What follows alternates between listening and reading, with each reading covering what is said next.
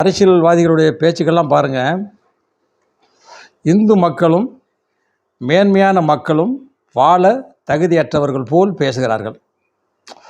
அதாவது தங்கள் சமூகம், தங்கள் ஜாதி, தங்கள் இனம் மேலோங்கி வர வேண்டும், மேன்மையான ஜாதிகள் எல்லாம் தங்களை பின்தொடர வேண்டும் என்று எண்ணுகிறார்கள்.